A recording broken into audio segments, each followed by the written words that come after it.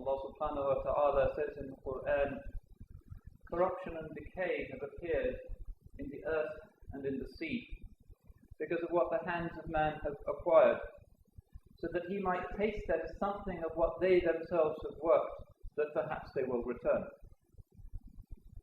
This conception of fasad is a familiar Quranic term. It's the opposite of healthiness. That which is salih is that which is true to itself, which has reached the highest possibilities of its becoming. That which is fasid is that which has failed to do that which has corrupted, that which has turned to ugliness and corruption. This verse speaks about that being a possibility on earth, land and sea. And perhaps this is an indication of the current predicament that Bani Adam find themselves in. Wherever we look, there is corruption. Wherever we look, there is rotting. Wherever we look, there is pollution. There is toxic waste.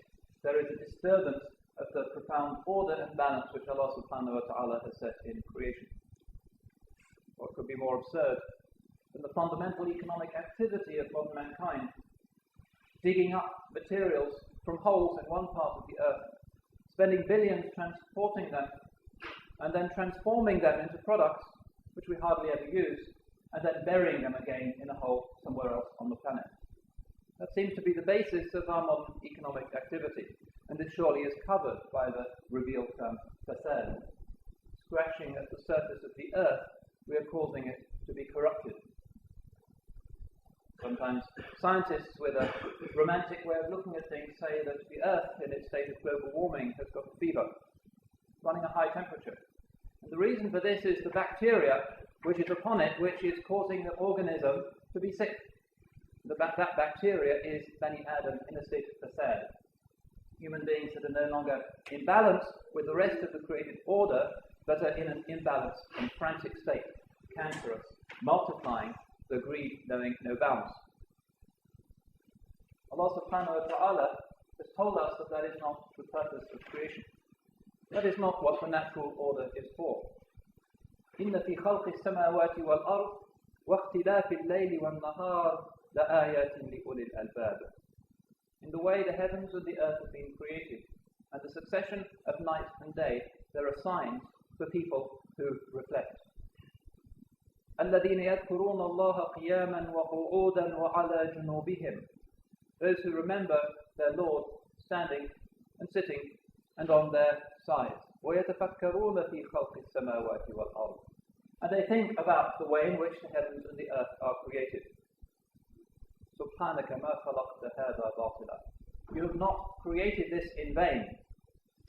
Glory be to you.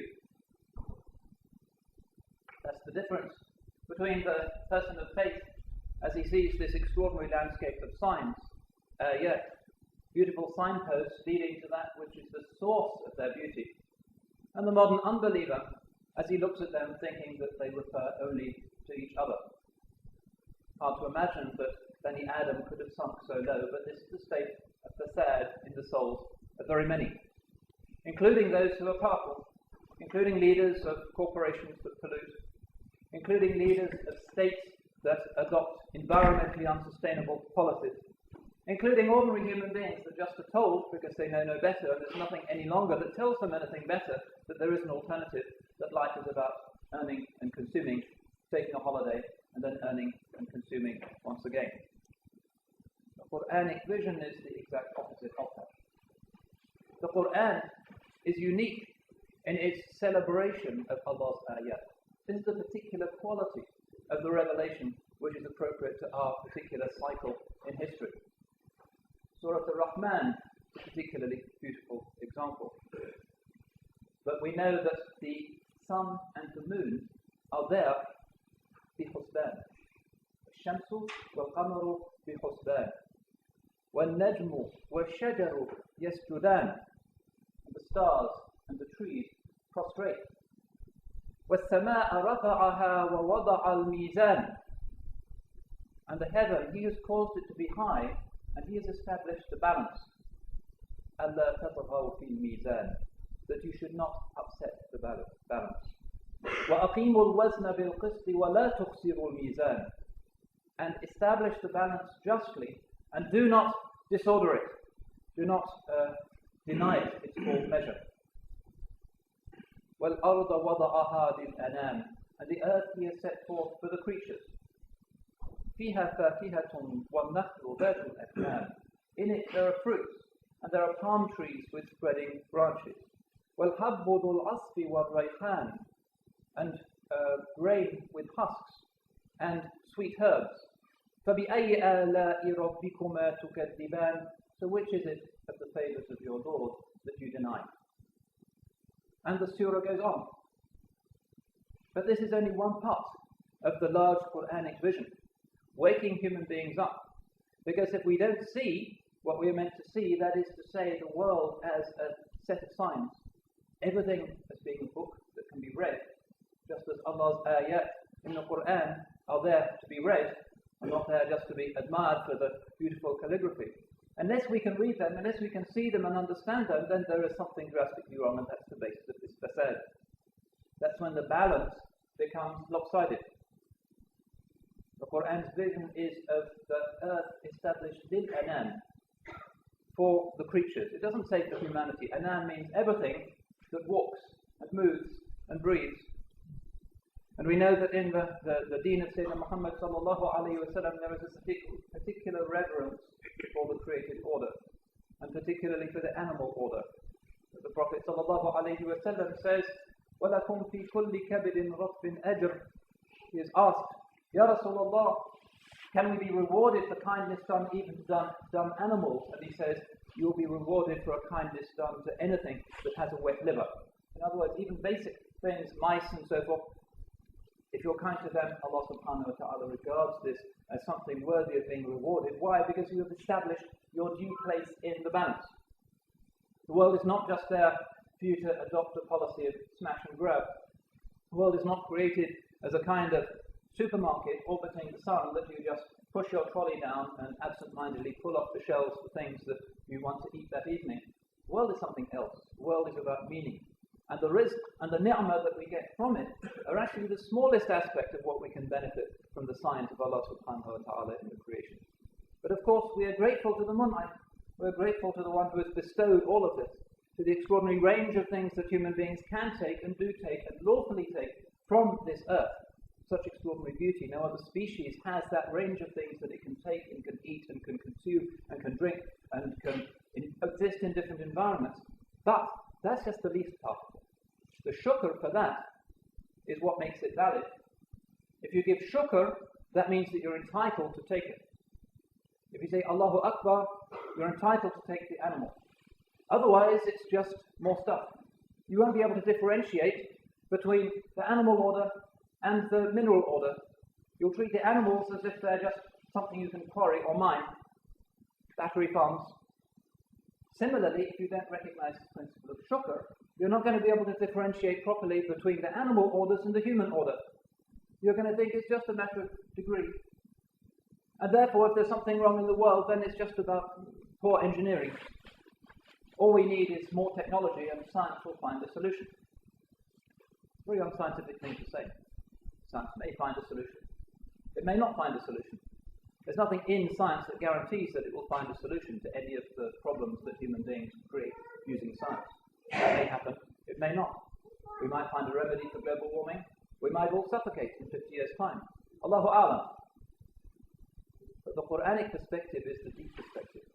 It goes beyond the level of mere mathematics and science and examining the way in which the particles fit together. It looks not just at hiss, but at ma'na. It talks about hiss a lot, the things that are tangible, that the senses can apprehend, but behind them there is always the ma'na, the meaning.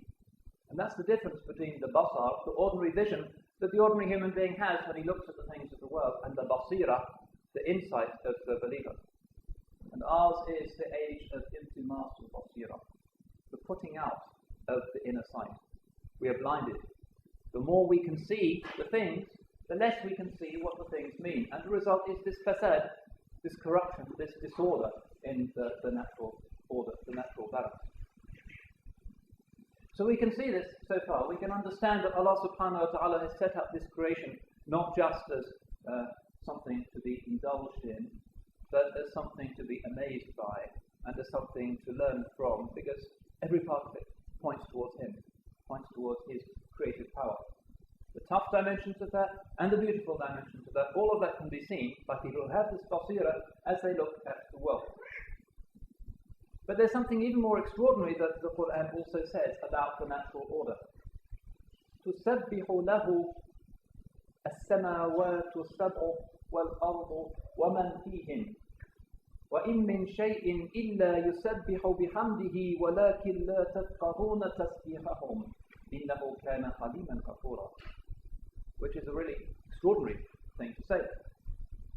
Everything in the heavens and in the earth, everything that dwells therein, praises him.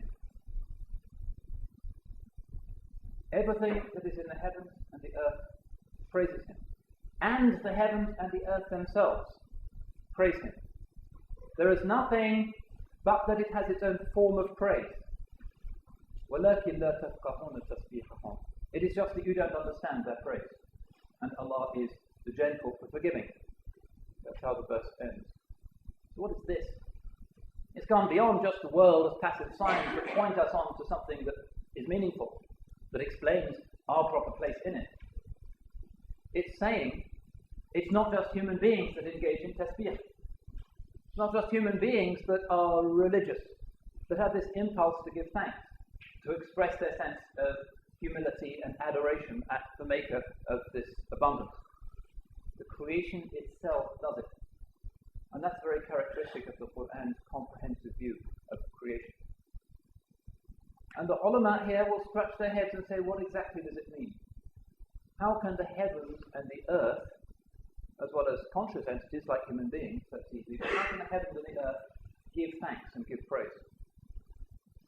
And the Quran says there's nothing in the heavens and the earth but that does not have its own form of praise, but we don't understand it.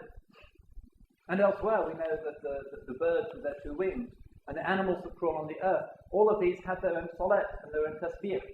The Quran also says this. They have their form of devotion, their form of worship, their form of prayer, their form of remembering what they are and where they come from, but we don't understand. Sometimes some of the Anbiya alayhimus salam were given the mu'jiza, the ability, the miracle of being able to hear their speech. Sayyidina Sulaiman alayhi salam was taught mantiq al-tayr. He could understand the speech of the birds. That doesn't mean that they were speaking about the same sort of things that human beings speak about. The ulama say, no, they have their own form of discourse that is proper to their own species, but he could understand them. Some of the ulama also have been given a similar closeness to the animal world. One of the sure signs of the real alim, if you have the privilege to spend time with him, is that he is particularly interested in being a source of rahmah, not just to the human orders of creation, not just to Bani Adam, but to the others as well. You might have disciples amongst the jinn. That's hard to imagine, but it's common. He is particularly benign to the orders of creation. One of my teachers, rahmatullahi alayh, used to spend a lot of time in East Africa. He had a small shop in Mombasa. And sometimes he'd go into the interior in order to call people to Islam. And one of the things that he was known for is that he could deal with animals in a way that the Africans really respected and were amazed by. For instance, on one occasion, a large herd of wild cattle had burst in through some fences and were eating people's crops. And immediately they sent for him, and he went out. And somebody who was there described that all he did was just stand there. He didn't do anything, he didn't talk to them or do some magical anything. He just stood there, and the cattle just, in their time, receded. What is that particular form of communication? Beyond our understanding, but it's there in the hadith. Abundantly in the hadith. The famous hadith where the Rasul sallallahu alayhi wa sallam is in Medina in the market and he hears some uproar and there's some shouting and there's strange sounds and he goes to find out what's going on. And he sees that there's a camel in its pen that's gone crazy. Dangerous animal and everybody is afraid to go near it. And he makes to go into the enclosure because he's concerned with the animal's state. And they said, Ya Rasulullah, don't do this. He's dangerous, he'll kill you. But he goes in, He looks at the animal and he puts his hand on the animal's snout and looks at him, and only Allah knows and His Messenger knows what passed between them. We can't imagine that. But the animal becomes calm. And he comes out, and this is in Hadith, and he says, this animal told me that it was being given too much to carry. And at this point, the owner of the animal says, Ya Rasulullah, Sahih, it's true. And from this time on, out of respect to you, Ya Rasulullah, I will never burden this animal with anything again, and I will always give it the best things to eat. It's a famous hadith, it's a famous story from the seerah. But there are more and more and more of these. What does that communication mean? We can't imagine it, but we know it's there. The Rasul sallallahu alayhi wa sallam, the Holy Prophet, was very close, not just to human beings, but to the animal orders as well. Famous incident when somebody brings to him, one of the new Muslims brings to him a nest with baby birds in it and says, look at what I found. And the Rasul sallallahu alayhi wa sallam becomes angry. And he says, do you want to break their mother's heart? He tells him to put the nest back. So many stories like this, and we grow up with them, and it's part of our image of Rasulullah sallallahu alayhi wa sallam, that he has this particular closeness to animals. But what does it mean for them to have tasbih? But it doesn't even stop there. Before we can answer that, we have to look at some other hadiths. The hadith when the Rasul sallallahu alayhi wa sallam is standing on Mount Tabir with Abu Bakr and with Omar, and suddenly the mountain starts to shake like an earthquake, and the stones start to rattle down. And he says, sallallahu alayhi wa sallam, Askin Tabir, فَمَا عَلَيْكَ إِلَّا نَبِيٌّ وَصِدِّيقٌ وَشَهِيدٌ. There is nobody upon you, O Tabir, except a prophet and a righteous one and a martyr. And the mountain is calm. What was that? We think of mountains as being jamad. They're solid things. How could somebody, even a prophet, have a conversation with something that's just geological? But it's there. And in Medina, Mount Uhud, subhanAllah, one of the most extraordinarily beautiful mountains on earth, the way it glows at night, the particular colours that it has throughout the day, its particular holiness. He says, sallallahu alayhi wa sallam, Uhudun jabalun nuhibbuhu wa yuhibbuna. Uhud is a mountain that we love and which loves us. That's a real problem for the scholars. Because that seems to break down the whole idea of humanity as being the only entities that can think and can love. But no. And the ulama say that Allah subhanahu wa ta'ala, in His omnipotence, creates in that mountain a particular tamyiz, an ability to discern at that time, so that it can love the Prophet sallallahu alaihi wasallam. But it's actually all in the famous Quranic verse, one of the most fundamental of all Quranic principles. إِنَّا عَرَضْنَا الْأَمَانَةَ عَلَى السَّمَاوَاتِ وَالْأَرْضِ وَالْجِبَالِ فَأَبَيْنَ أَنْ يَحْمِلْنَهَا وَأَشْفَقْنَ مِنْهَا وَحَمَلَهَا الْإِنسَانُ إِنَّهُ كَانَ ظَلُومًا جَهُولًا. We offered the trust to the heavens and the earth and to the mountains. And they refused to carry the trust. And they were afraid of it. But man carried it. He who is proved to be a tyrant and a fool. Famous ayah of the amana. What is the amana? The amana ultimately, there are different interpretations, but ultimately what it means is to be Allah's representative in creation.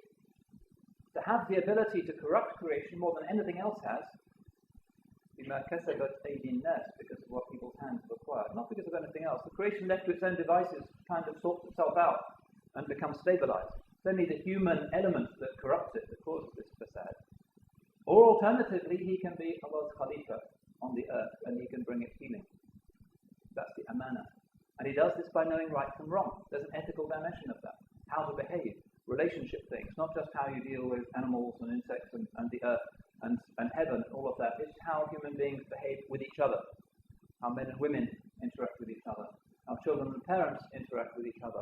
How the extended family operates. How neighborhoods operate as human units. All of these are fundamental to this amana, to this trust. Everything else is afraid of it. The heavens are afraid of it. The earth is afraid of it. The mountains, the biggest, most impressive, solid things in creation, are afraid of it, but insan, human beings, carried it. He who is proved a tyrant and a fool. That's the catch. Allah has placed this trust, this amana, on the shoulders of that one entity in creation that is capable of messing up. And really messing up. And if you look at global warming and the doomsday clock and all of the various threats that are real, you can see we are really capable of messing up, and we're already doing it. We're already doing it. Allah subhanahu wa ta'ala has nonetheless placed this ability and this trust on our shoulders, even though we are zaloom, jahul. We are constantly doing wrong, and we're constantly ignorant. These are two emphatic forms of the language. Zaloom, always unjust. Jahul, always ignorant. That's basically our condition. How often do we make a genuine, conscious, difficult, good choice? How often are we genuinely informed about the things that we do? Our state is that we walk around bumping into things, not really making up our minds very clearly. That's human nature. We're lazy. Zaloom, jahul. But Allah subhanahu wa ta'ala has still placed this amana on our shoulders. Not on the shoulders of the elephants or the whales or anything else in creation, but on our shoulders. And how is it that we can grow into that responsibility? By following the Anbiya alayhimus salam. By following the way of the prophets. All of the prophets. Tens of thousands of them, sent to every nation on earth in order to wake people up, to explain how we can grow into wearing this robe of honor.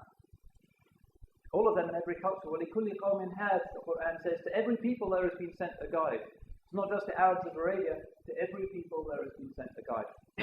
This is explicit. وَإِن مِّنْ أُمَّةٍ إِلَّا خَلَا فِيهَا نَذِيرٌ. Never has there been a nation in which a warner did not pass. The final message, the one that is ours, the one that is in the Quran, that is the message of Sayyidina Muhammad sallallahu alayhi wa sallam, with the millata Ibrahim, the way of Abraham alayhi salam, in this Hanif way. And what is it to be Hanif? Let's end with this thought. What is the quality of the Muslim that is Hanif and thereby Abrahamic? It is to be primordial. It is to be connected to the earth, to the land, to the sky, to worship in a way that connects you to the earth and the land and the sky, and the movement of the earth and the revolution of the moon around the earth. You're connected to that. You're part of the tasbih of creation, creation's glorification of its source, if you are part of this. Pray 5 times a day, and your whole life is shaped by the moving of the planet beneath your feet. Everybody else has no idea what time the sun goes down. The Muslim knows. We are linked to creation. That's what it means. وَأَقِمْ وَجْهَكَ لِلدِّينِ حَنِيفًا. Establish your face towards the religion as Hanif, as a primordial, upright person. Fitrat Allah, this is how Allah has created people. This is the fitrah. And the fitrah means nature. What is most normal to us, which is mercy and justice and awareness, which is basira, which is looking within, not just seeing the surfaces. If we can have this within ourselves, if we can actually grow into this robe of honor, then we can start to sort out this fasad that has spread in the land and the sea. Then we can become sources of islah, of putting things right, of healing. The world is sick, it's running a temperature, it's poisoned. How long can it go on? Nobody's quite sure, but it's going to be expensive, and so the politicians will always drag their feet. But people of faith and people of tawheed, people of fitrah, people who are from the millata Ibrahim Hanifa, have to be at the forefront. We have to be in the vanguard. It's no coincidence that it wasn't the Muslim civilization that produced this corruption that is destroying the ecosystem. We did not do that. We would not do that. We are called upon to bring about a healing. Everybody is panicking, not sure what to do. We have, at least potentially, something to offer, which is not so much about talk, but is about being. Being a human being in the deepest sense, which historically has always meant in touch with the unseen world. Orienting yourself towards the creator of the heavens and the earth, in harmony with the creation of the heavens and the earth. Following this mizan, this balance, Surah Al-Rahman speaks. Being somebody who puts right the balance, rather than somebody who just wants the latest car and therefore is unbalancing things still further, which means self-discipline, self-control, which is only possible, only really possible, if you have the assurance that the real mulk, the real kingdom, what is really beautiful, the ending of all suffering, is in the next world and cannot come about in this world. So we ask Allah subhanahu wa ta'ala to once again make us an ummah who are in the vanguard and the forefront of the healing of the earth, and that this terrible episode in human history, which is now threatening us all, causing so much suffering around the world, will shortly come to an end. أقول قولي هذا وأستغفر الله لي ولكم ولسائر المسلمين إنه هو الغفور الرحيم.